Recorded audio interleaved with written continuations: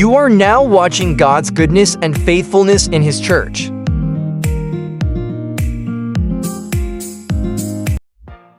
Previously on our Dynamic Kids and J12 service, RDK learned the story of the Good Samaritan, where they discovered the importance of showing kindness and compassion to everyone.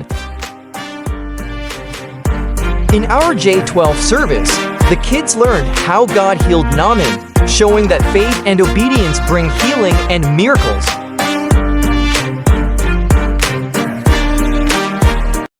So hi guys, my name is Jan Iver G. Mayola ug akong natun-an sa topic na mo nga God heals Naaman kay ni adto si Naaman kay Elisha, the man of God. Pagkahuman nato kay giingnan ni Elisha si Naaman nga maligo sa Jordan River og 7 times. Og pagkahuman nato kay naayo na si Naaman sa sakit nga leprosy. Bye guys. Indeed, it's the healing power of faith in God. So come and join us every 4th and 2nd Sunday of the month at Apaview Hotel Davao City. See you there, Dynamic Kids!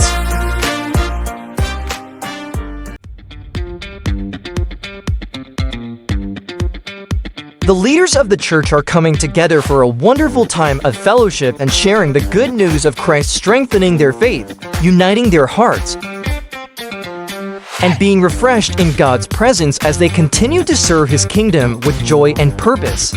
If it's your first time and you'd like to be part of our dynamic family, feel free to reach out to the friend who invited you to our Sunday service, or connect with us through our socials. We'd love to journey with you.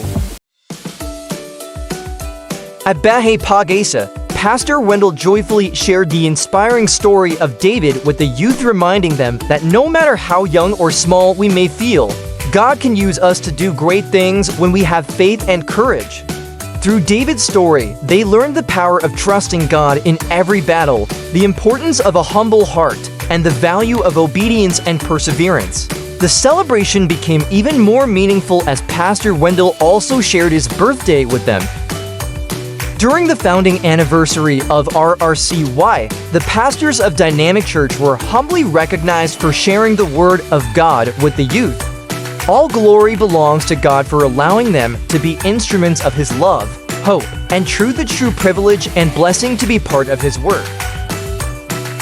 As a body of Christ, we have given an opportunity to share the life and the light of Christ that has been manifested to us to Charity of Jesus Community Church and share the original design of God for us. God created us to have a real and living relationship with Him, not to be mastered by sin. Through Jesus, we are forgiven, redeemed, and empowered to live in freedom.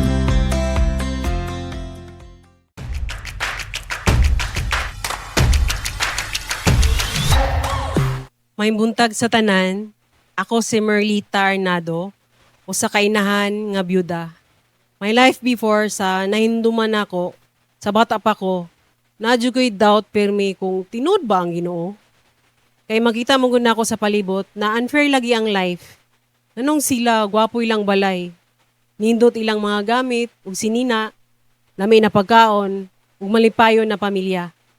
Ug kana nga doubt, gidaladala nako hantod sa akong pagdako, ug hantod nga naminyo ko.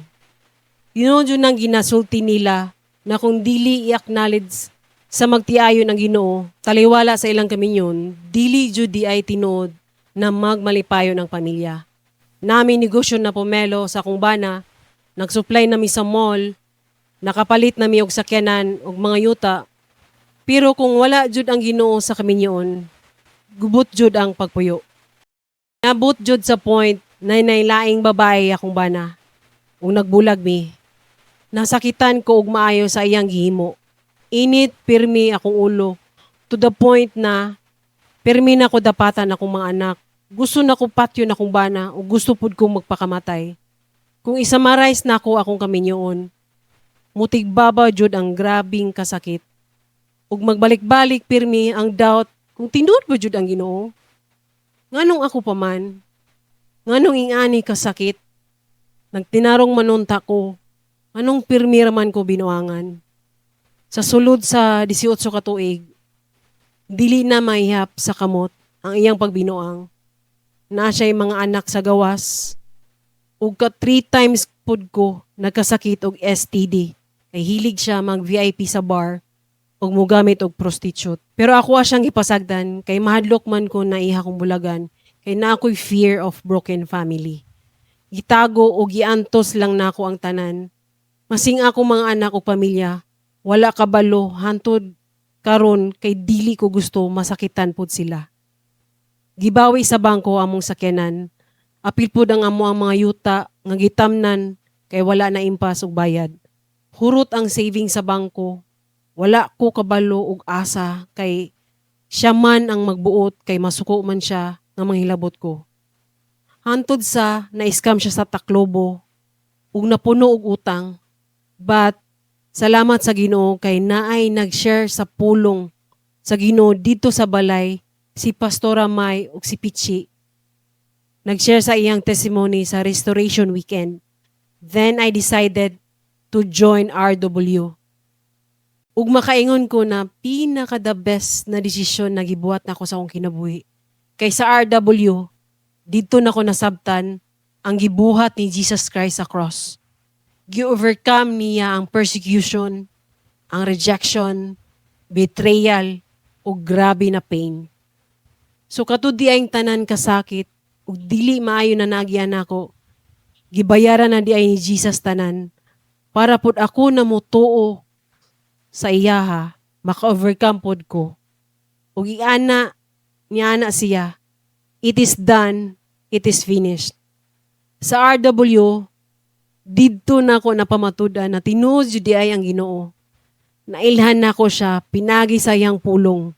Ug ang pinakaunang pulong na nasabtan nako ug natatak jud sa akong hunahuna og kasing-kasing ang Philippians 4:13. Nana siya didto. I can do all things through Christ who gives me strength. Ug tinuod yun ang iyang saad na makayaran nako ang tanan pagsulay tungod kay tabangan ko niya.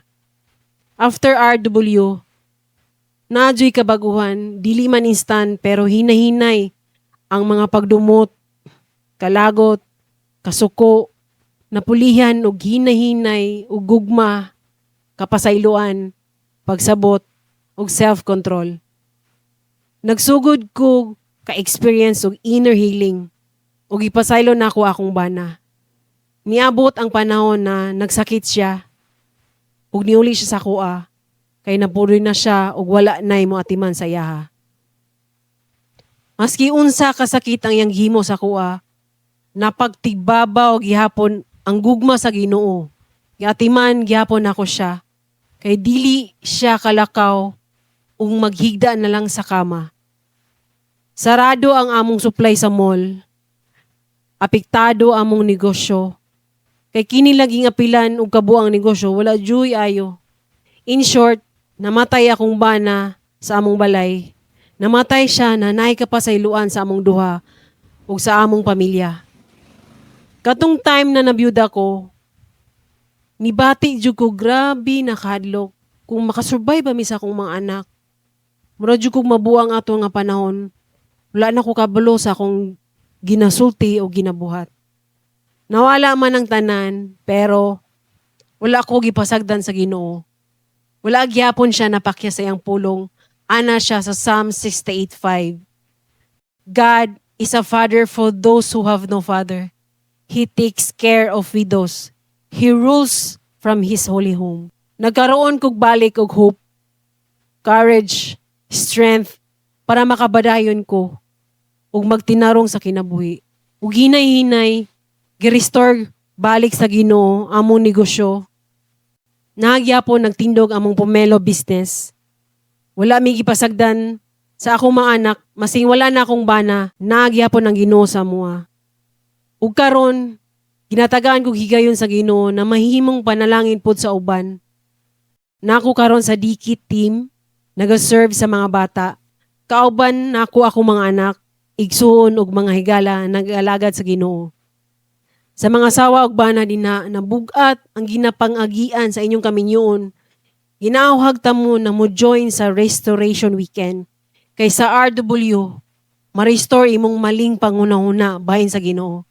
Maayog balik imong samaran nga kasing-kasing ug most especially ma-restore og balik ang imong relasyon diha sa Ginoo. Tinuod gyud ng Ginoo, pinalangga og hinigugma taniya. Tanan dungog, himaya ug pasalamat, iya lamang. I'm Merlita Arnado, once broken, now restored. All glory to God forever.